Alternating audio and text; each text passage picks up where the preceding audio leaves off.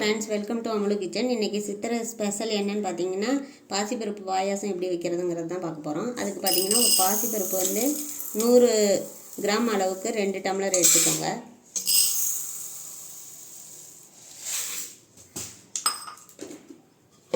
இதை வந்து தண்ணி ஊற்றி நல்லா ஒரு 4-5 டைம் வாஷ் பண்ணிக்கலாம்.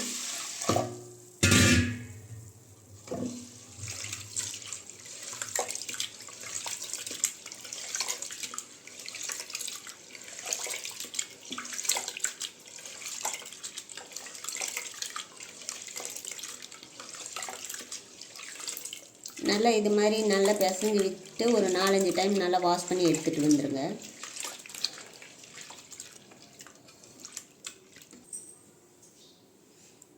இப்போ பார்த்தீங்கன்னா ஒரு 4-5 டைம் நல்லா வாஷ் பண்ணி எடுத்தாச்சு. இப்போ வந்து இதுக்கு ஒரு 6 டம்ளர் தண்ணி சேர்த்துக்கலாம். எந்த டம்ளரில் பருப்பு எடுத்தோமோ அதே டம்ளரில் ஒரு 6 டம்ளர் தண்ணி சேர்த்துக்கோங்க.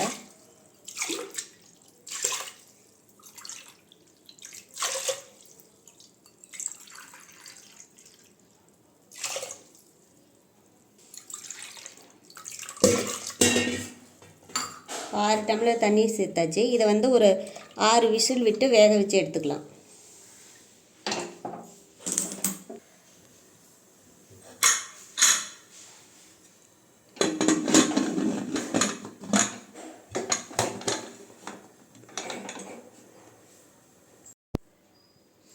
இப்போ பார்த்தீங்கன்னா பருப்பு வந்து ஒரு 6 விசில் விட்டு ஆஃப் பண்ணியாச்சு. நல்லா விசில் வந்து அடங்கி வரட்டும். நம்ம அதுக்குள்ளே இதுக்கு அந்த நட்ஸ் எல்லாம் நம்ம ரெடி பண்ணிக்கலாம். அடுப்பில் ஒரு கடாயை வச்சுக்கோங்க.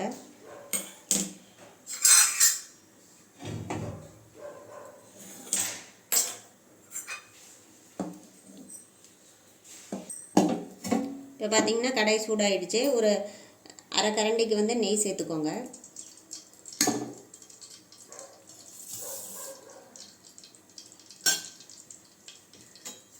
இதில் பார்த்தீங்கன்னா தேங்காயை வந்து இந்த சின்ன சின்ன குட்டி குட்டி பீஸாக கட் பண்ணியிருக்கேன். இந்த மாதிரி கட் பண்ணி சேர்த்துக்கலாம். இது வந்து டேஸ்ட்டாக இருக்கும். இப்போ பார்த்தீங்கன்னா நெய் சூடாகிடுச்சு. இப்போ வந்து அந்த தேங்காய் கட் பண்ண பீஸை போட்டுக்கலாம்.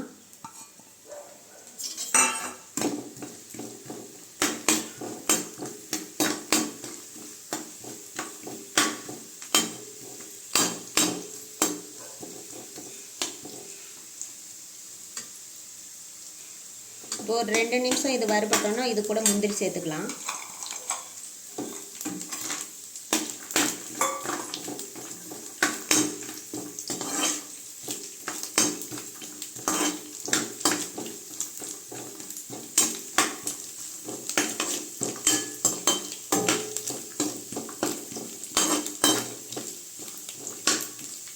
முந்திரி பார்த்திங்கன்னா ஓரளவுக்கு நல்லா செவந்து வந்திருக்கு. இந்த ஸ்டேஜில் வந்து திராட்சை சேர்த்துக்கோங்க. உங்களுக்கு எவ்வளோ நட்ஸ் தேவைப்படுதோ அதுக்கேற்ற மாதிரி சேர்த்துக்கோங்க.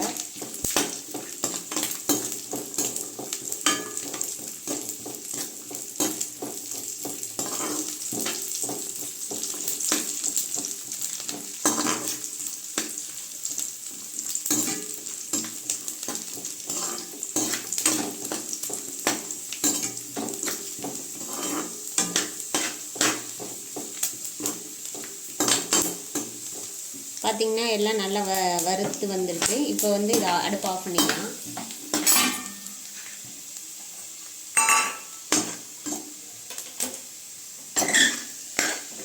அடுப்பு ஆஃப் பண்ணிவிட்டு வேறு இதில் மாற்றிக்கலாம்.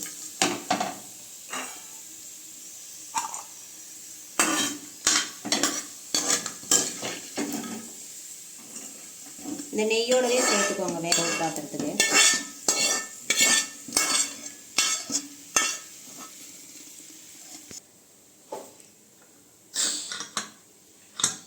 இப்போ பார்த்தீங்கன்னா நல்லா விசில் அடங்கி வந்துடுச்சு.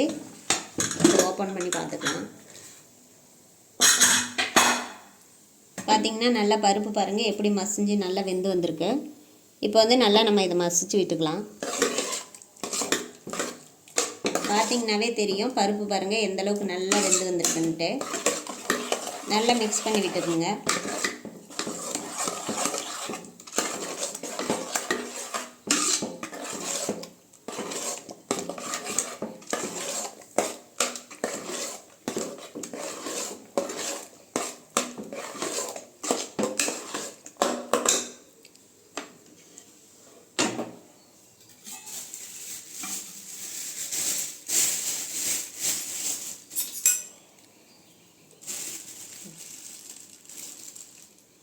பெரிய ஸ்பூனில் வந்து 1 ஸ்பூன் அரிசி மாவு எடுத்துக்கோங்க.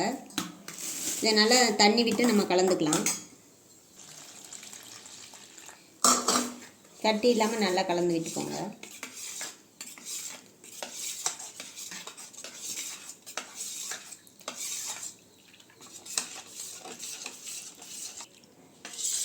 பார்த்திங்கன்னா இப்போ கட்டிலாம் எதுவுமே இல்லாமல் நல்லா கலந்து விட்டாச்சு. இதை வந்து நம்ம ஏற்கனவே வேக வச்சுருக்க பருப்பில் சேர்த்துக்கலாம்.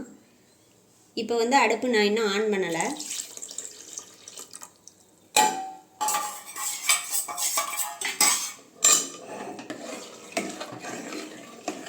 நல்லா மிக்ஸ் பண்ணி விட்டுக்கோங்க.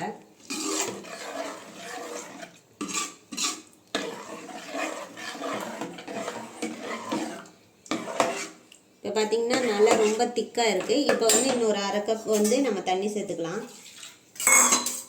உங்களுக்கு பாயாசம் அளவுக்கு தண்ணி வந்து சேர்த்துக்கோங்க. ரொம்ப கெட்டினா இருந்தாலும் நல்லா இருக்காது.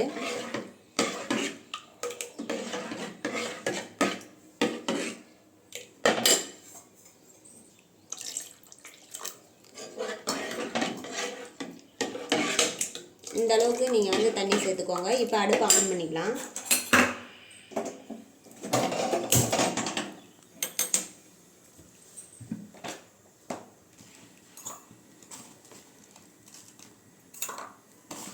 நம்ம வந்து எந்த கப்பில் பாசிப்பருப்பு எடுத்துக்கிட்டோமோ அதே அளவில் ஒரு 4 கப் வந்து நான் நாட்டு சர்க்கரை சேர்த்துக்கிறேன்.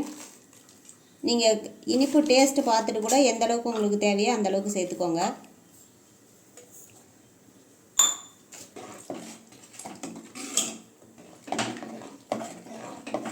சேர்த்து நல்லா மிக்ஸ் பண்ணி விட்டுக்கோங்க.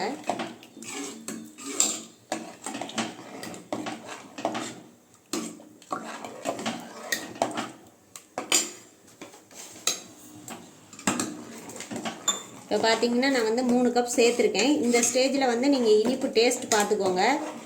உங்களுக்கு இன்னும் அதிகமாக தேவைப்பட்டுச்சுன்னா இன்னும் எவ்வளோ தேவையோ அந்த அளவுக்கு இனிப்பு சேர்த்துக்கோங்க. இல்லை இதுவே போதும்னாலும் இந்த அளவுக்கே சேர்த்துக்கோங்க. இது பார்த்திங்கன்னா ஒரு பிஞ்ச் அளவுக்கு உப்பு சேர்த்துக்கோங்க. சும்மா கொஞ்சமாக இனிப்பு டேஸ்ட் வந்து எடுத்து கொடுக்கும்.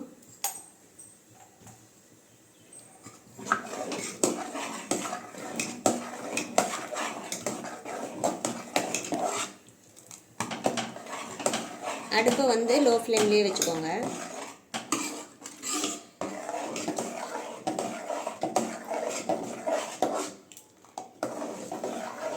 நம்ம அரிசி மாவு சேர்த்ததுனால ஒரு 5 நிமிஷம் வெந்து வந்தாலே போதும்.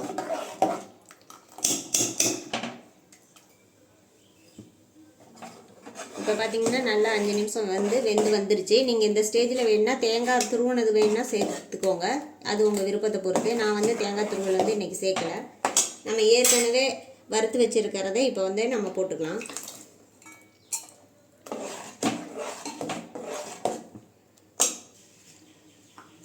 இது கூட ஏலக்காய் சேர்த்துக்கோங்க. ஒரு 5 ஏலக்காய் நல்லா தட்டி போட்டு சேர்த்துக்கோங்க வாசனைக்காக. இப்போ பார்த்தீங்கன்னா சுவையான பாசிப்பருப்பு பாயாசம் வந்து ரெடி ஆகிடுச்சு. இது வந்து ரொம்ப ஹெல்த்தியானதும் கூட. இதில் வந்து பார்த்திங்கன்னா நீங்கள் வெல்லம் சேர்க்குறதா இருந்தாலும் சேர்த்துக்கலாம். நான் நாட்டு சர்க்கரை சேர்த்துருக்கேன். உங்கள் விருப்பம்தான்.